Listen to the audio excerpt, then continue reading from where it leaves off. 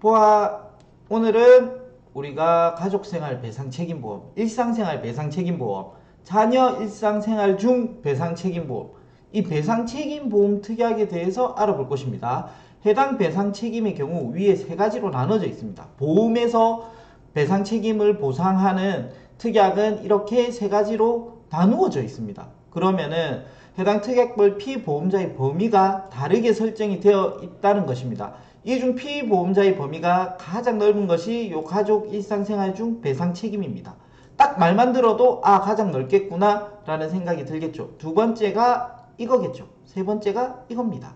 자, 그러면은 이 세 가지의 피보험자의 범위가 어떻게 다른지 자세히 한번 알아보고, 오늘 중요한 건 이 특약을 통해서 우리가 어떤 걸 처리할 수 있었는지, 어떤 게 안 되었는지 이걸 배워보는 겁니다. 우리가 무심결에 지나갔던 이것도 배상 책임으로 보험으로 내가 가입이 되어 있었으면 처리했으면 되는구나, 이런 것들을 알게 되는 겁니다.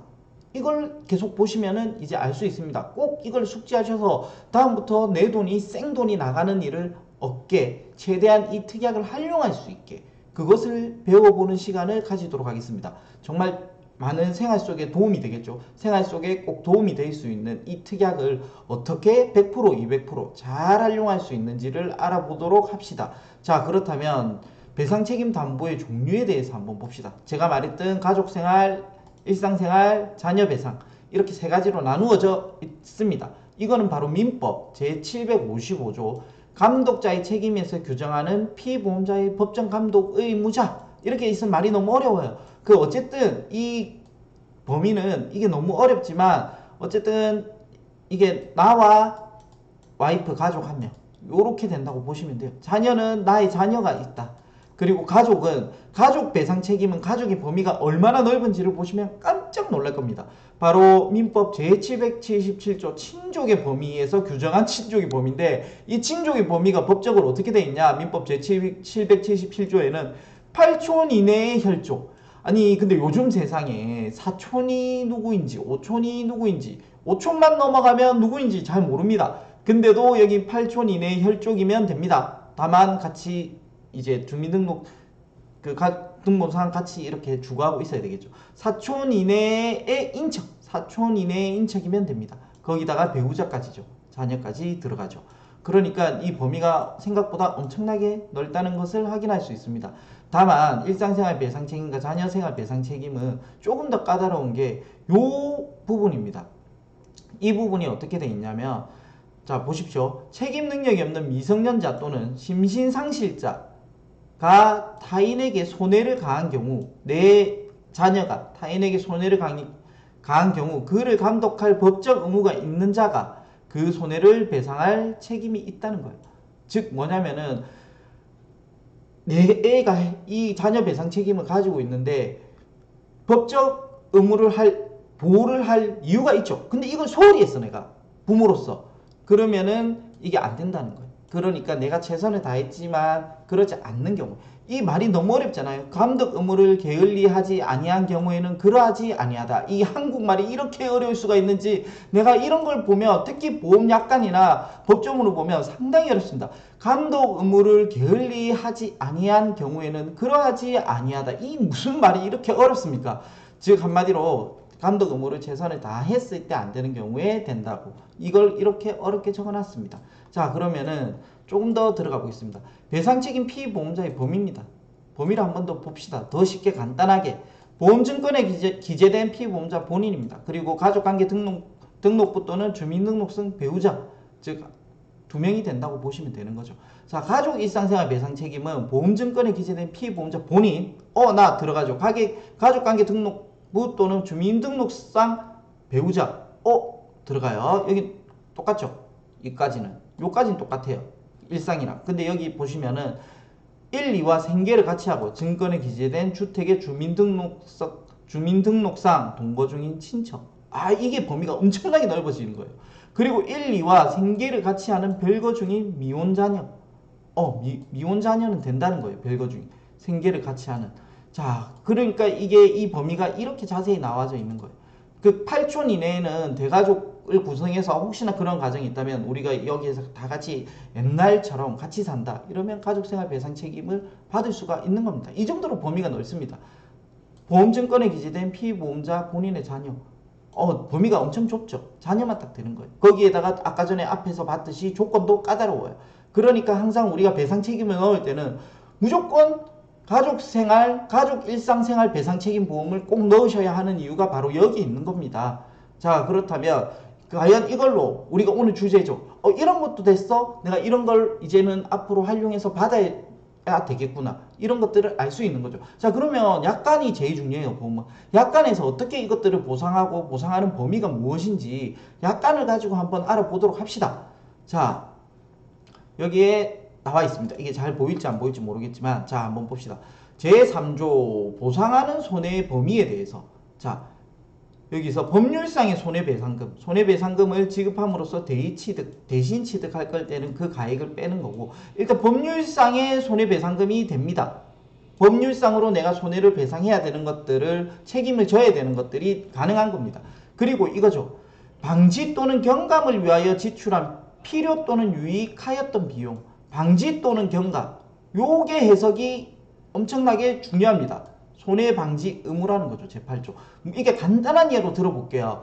자, 그러면은 내가 등산에 갔어요. 근데 이 등산에서 갈 때 그날따라 오늘 좀 멋을 내고 싶었어, 내가. 그래서 멋을 내고 싶어가지고 500만 원짜리 프라다, 뭐 루이비통 이런 딱 명품 옷을 입고 간 거예요. 그래서 딱 등산을 살짝 가고 있는데 저기 봤더니 불이 나려고 해요, 산에. 불이 모락모락 피어나는 거예요. 조금씩 크게. 그래서 내가 이거 불을 꺼야 돼. 안 끄면 안 될 것 같아요. 이 산이 다 탈 수 있으니까 피해가 엄청 커지겠죠. 그래서 내가 이 500만 원짜리 자켓을 벗어서 이 자켓으로 불을 껐어요. 때려서 막 이렇게 껐어. 그럼 이 옷은 어떻게 되죠? 못 쓰게 되죠. 못 쓰게 됐어요. 하지만 나는 매덕이 날 수 있는 이 엄청나게 큰 산불이 나는 것을 이 옷을 통해서 막았죠. 그러면은 이건 내가 손해 방지를 한 거죠. 내 옷을 희생시키면서. 이런 거에 대해서 이 옷에 대한 배상을 받을 수 있는 겁니다. 이렇게 우리가 전혀 예상치 못했던 거, 이 옷이 아까워하면 안 돼요. 어차피 우리는 손해방지 의무로 의해서 가족생활 배상 책임 특약이 있으면, 일상생활 배상 특약이 있으면 받을 수가 있는 겁니다. 이 손해방지 의무를 이야기를 하는 거예요. 이런 것들이 엄청나게 많이 있습니다. 진짜 제가 극단적인 예를 들어드린 거고, 이 원리대로라면 무수히 많은 손해방지를 시킬 수 있는 것들에 대해서는 우리가 보상을 받을 수 있습니다. 그리고 그 권리를 지키거나 행사하기 위하여 지출한 필요 또는 유익하였던 비용, 이것들은 아주 많은 범위를 나타내고 있습니다. 그러니까 이거는 다음 페이지에 제가 한 번 더 설명을 드리고, 자, 여기 보시면은 피보험자가 지급한 이런 게 되는지 몰랐죠. 소송 비용, 변호사 비용, 중재, 하해 또는 조정에 관한 비용도 된다고 적혀 있습니다. 정말 좋은 특약이죠. 우리가 살면서 이런 일들을 거의 안 당하지만 혹시나 한번 당하더라도 이게 엄청나게 크게 부담스럽거든요. 이런 것들도 되는구나 라고 생각을 할 수 있습니다. 약간의 이렇게 되어 있는데 이게 이제 해석에 따라서는 조금 틀릴 수도 있으니까 그런 것들을 잘 활용할 수 있는 범위가 이렇게 넓다는 걸 이해하시면 되는 거예요. 자, 그러면은 우리가 여기 말했던 여기 나합원에 대한 해석들을 한 번 더 따로 뺐습니다. 나합원에 대한 해석을 한번 보도록 합시다. 자, 가족생활, 일상생활 배상 책임보험 보상 사례와 가시상계 적용에 대해서 알아보도록 합시다. 이게 주택에 발생한 화재로 인해 다른 주택에 화재가 옮겨 붙은 경우예요. 근데 여기 가실상계 적용이라고 되어 있죠. 이 무슨 말이냐면 나의 가실로 인한 부분은 전체를 보상해 주지 않고 그만큼을 뺀다는 거예요. 내가 실수로 했지만 나의 가실이 어느 정도 인정이 되는 부분은 그만큼은 빼고 보상이 된다는 겁니다. 자, 자녀가 놀다가 타인의 물건을 훼손한 경우, 타인을 다치게 한 경우죠. 이런 일은 엄청나게 많습니다. 뭐 예를 들어서 애가 갑자기 혼을 냈더니 애가 성격이 폭발한 거예요. 그래서 막 뛰어나왔어. 그러고는 못을 잡고 막 람보르기니를 다 그었어요. 그럼 물어줘야 되죠. 그래서 이런 것들을 우리가 보상을 해준다는 거예요. 다만 한도가 3억짜리도 있고 1억짜리도 있어요. 이게 3억짜리는 만약에 그 람보르기니라는 자동차를 끌었어. 근데 이 차가 한 5억 정도 하죠. 근데 이 수리비가 한 3억 정도 나왔다. 그럼 3억 안에서 해결이 되는데 얘가 3억이 나왔는데 내가 1억짜리를 가지고 있었어. 그러면은 곤란해지는 상황이 발생이 되는 겁니다. 그러니까 한도가 꼭 높은 거, 지금은 1억이 최고인데 과거에 3억짜리를 가지고 있으신 분은 아주 좋은 한도를 가지고 있다고 보시면 돼요. 근데 우리가 일반적으로 살면서 1억 이상 쓰는 거는 쉽지는 않습니다. 자, 이 3번이 베란다에 화분이 떨어져 주차된 차량을 파손한 경우, 이럴 때 내가 베란다에 막 놔뒀어요. 근데 물을 주다가 탁 쳤어, 떨어졌어. 이런 경우 주차된 차량이 파손된 경우도 받을 수가 있다는 겁니다. 누수가 이게 당연히 1이에요. 이 보험금 청구에. 누수로 인한 아랫집 피해를 입힌 경우는 시설 가구의 침수 손해 방지액 등을 댈 수가 있는 거예요. 이게 요즘은 너무 많이 핫한데 이거는 따로 한 번 더 이야기를 해야 될 정도로 엄청나게 핫한 이슈가 많은 거예요. 그래서 여기는 또 한강에서 자전거를 타다가 타인의 신체에 상해를 입힌 경우, 내가 자전거를 타고 가다가 잘못해가지고 상대방을 이렇게 부딪히거나 다치게 한 경우죠. 스키를 타다가도 많고. 그러니까 이런 것들을 보시면은 애완견, 내가 키우는 이 애완견을 이렇게 목줄을 하고 갔어요. 목줄 안 하면 좀 곤란해요. 근데 목줄을 하고 갔는데 타인에게 달려들어서 꽉 물어버렸어요. 목줄을 했음에도 불구하고 너무 가까이 있어가지고. 이런 경우도 된다는 거예요. 그러니까 이런 경우 다 되네. 박물관에서 자녀가 고가의 미술품, 술자리에서 타인의 비싼 안경. 요즘은 뭐가 많을까요? 핸드폰을 술자리에서 먹고 있는데 뭐 툭 치면서 액정을 파손시킨 경우. 이런 거 너무 많아요. 이게 11개가 아니에요. 이중 주차된 차량도 많죠. 이 차 빼다가 앞에 밀다가 앞차를 박아버리는 경우. 조기 축구하는 도중에 상대편의 신체에 피해를 입힌 경우. 이게 즉 무슨 말이냐면 원래는요, 룰이 있는 거는 안 돼요. 룰이 있는 것만 돼요. 룰이 없는 건 안 돼요. 이 경기에 룰이 있어야 돼요. 룰이 있어서 반칙을 해야 되는 경우예요. 즉 이걸 단편적으로 룰이 없는 경기는 안 된다고 보시면 돼요. 룰이 있는데 반칙을 한 경우에는 된다. 이게 굉장히 애매하거든요. 이게 보통 잘 모르시는 분들이 많은데 룰이 있는 경우는 되는 거예요. 이렇게 우리가 활용할 수 있는 게 어마어마하게 많다는 것을 또 한 번 다시 기억을 해야 돼요. 그럼 이렇게 많은데 안 되는 건 뭐냐? 안 되는 것도 알아야 되죠. 안 되는 걸 알아야 우리가 억울한 피해를 또 억울한 상황을 면할 수 있어요. 이거는 안 되는구나라는 걸 인지하는 거죠. 자, 이렇게 안 되는 게 많이 있어요. 근데 전쟁, 혁명, 내란, 테러 이런 건 안 되고 지진, 분화, 홍수, 해일 이런 것도 안 되죠. 비슷한 천재지변도 안 돼요. 행 안 되고요. 자, 그리고 정말 이거는 6번이 제일 핫해요. 피보험자의 업무 중 배상 책임은 안 돼요. 우리가 이 말이 일상생활, 가족생활, 가족 일상생활, 자녀 일상생활, 그냥 일상생활 배상 책임이잖아요. 즉 반대로 이 말이 무슨 말이에요? 업무 중일 때는 안 된다는 거예요. 즉 내가 업무 중일 때는 전혀 안 되니까 이게 업무 중이지 않을 때만 활용이 가능하다는 걸 꼭 기억해야 돼요. 내가 회사 생활하는 도중에 직장 생활을 하고 있는데 옆 사람의 그 책상을 갖다가 손으로 툭 쳐가지고 실수로 그 사람 핸드폰이 파손이 됐어. 직장 생활 내에서 일어난 거죠. 이건 안 된다는 거예요. 일상생활에서만 된다는 걸 기억을 하시면 됩니다. 자, 그리고 7, 8, 90 엄청나게 많이 있습니다. 주택을 제외하고 보험증권에 기재된 주택을 제외하고 소유 사용 또는 관리하는 부동산으로 인한 배상 책임. 이게 뭐예요? 즉 내가 사는 집 아니고 다른 집에, 그죠? 전세 놔뒀던 집에 누수가 됐을 때 내가 고쳐준다. 이거 안 된다는 거예요. 이런 말들은 너무 어렵게 적어 놓긴 했어요. 그래도 우리는 이거를 제가 쉽게 최대한 해석해 드리려고 하죠.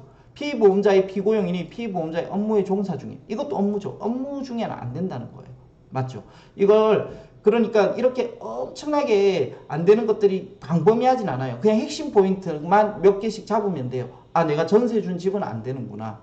그리고 업무 중은 안 되는구나. 이렇게 핵심들을 꼭 알아야 돼요. 그리고 피보험자의 심신상실. 심신상실은 안 된다. 안 되는 거예요. 심신상실은 안 되고요.